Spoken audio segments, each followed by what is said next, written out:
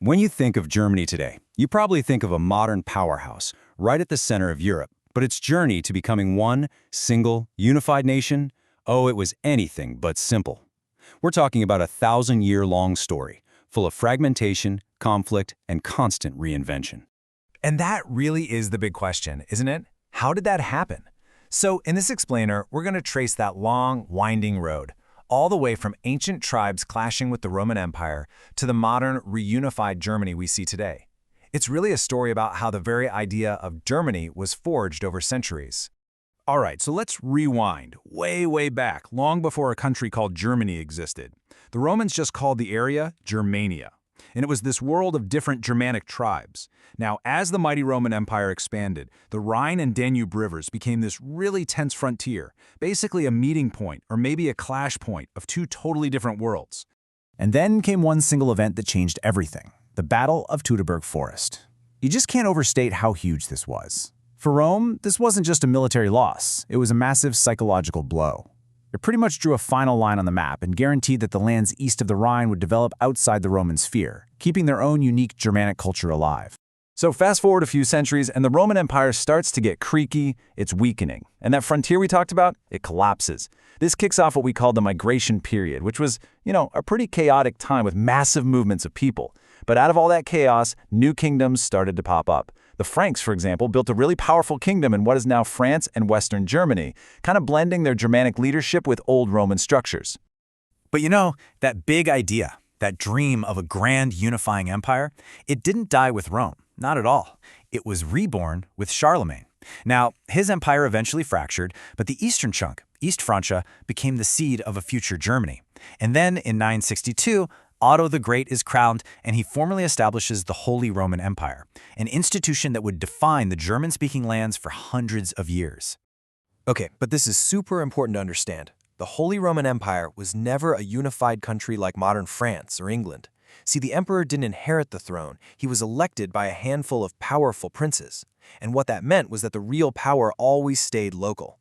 The empire was more like a giant, messy patchwork quilt of hundreds of little territories that basically ran themselves.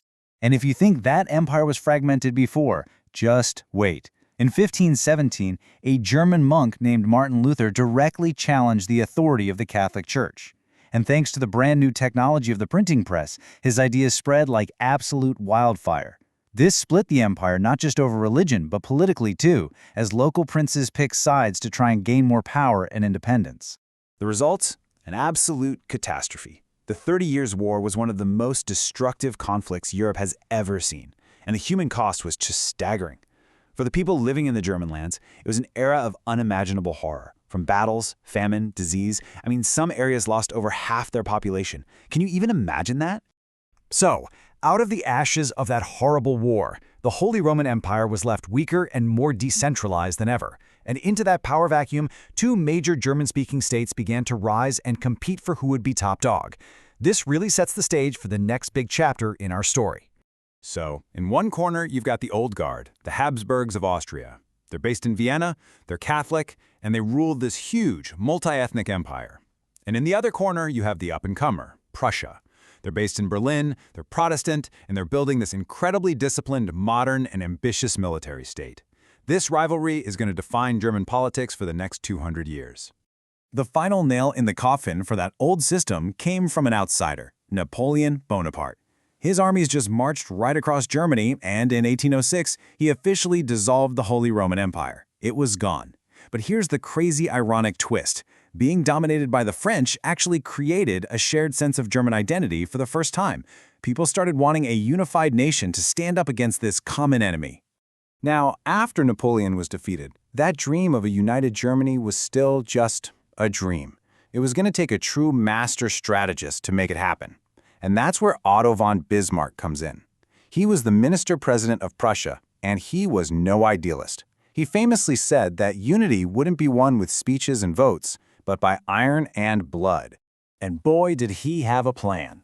It was a brilliant and ruthless three-step play. First, he actually teamed up with his rival, Austria, to grab some territory from Denmark. Then, just 2 years later, he turns right around and crushes Austria in a war, knocking them out of the running for German leadership for good. And the final step? He cleverly provokes France into declaring war, which makes all the southern German states rally to Prussia's side against their old enemy. And it worked. It worked perfectly. After a quick and decisive victory over France, the German princes all gather in the Hall of Mirrors at Versailles, of all places, the historic palace of their defeated enemy, and they proclaim the creation of the German Empire. After centuries and centuries of division, Germany was finally one unified nation-state. This new empire, literally born from war, would very quickly become a huge power in Europe. But its journey over the next 75 years or so would take it from the incredible heights of industrial might straight into the abyss of two of the most devastating wars in all of human history.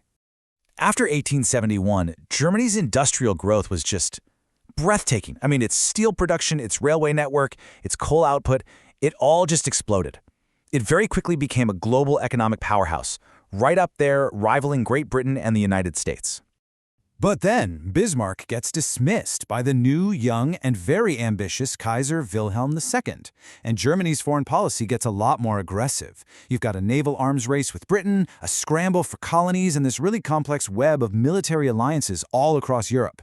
The whole continent was basically a powder keg, and in 1914 it exploded, plunging everyone into the First World War. 4 years, and millions of deaths later, Germany was defeated. The empire was gone. And the peace deal that followed, the Treaty of Versailles, was incredibly harsh. Germany was forced to accept all the blame, give up huge chunks of territory, pay crippling reparations, and slash its military.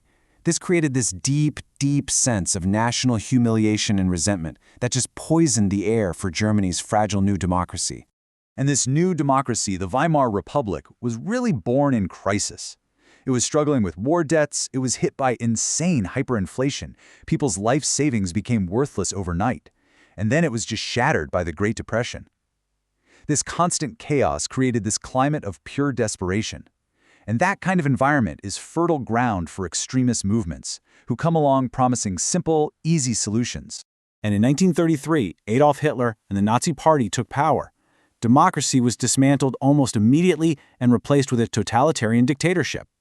His aggressive push to overturn the Versailles Treaty and expand German territory led directly to the invasion of Poland in 1939, kicking off the Second World War, a war that would end in 1945 with Germany utterly defeated and the country in ruins. So in 1945, for the second time in less than a century, the unified German state ceased to exist. The country was occupied by the Allies, and as the wartime alliance between the West and the Soviet Union fell apart, Germany once again found itself divided. This time, it was the literal front line of the Cold War. And two completely separate German states emerged from the rubble. You had West Germany, a liberal democracy with a free market economy, allied with NATO. And then you had East Germany, a repressive one-party communist state locked behind the Iron Curtain as part of the Warsaw Pact. This divide split a nation, and it split families right down the middle. For 40 years, this division, symbolized by the Berlin Wall, seemed like it would last forever. But then, in 1989, huge, peaceful protests across East Germany brought the communist government to its knees. And on the incredible night of November 9th, the wall just came down. It was this unbelievable moment of pure joy and freedom, and it paved the way for Germany to finally become one nation again the very next year.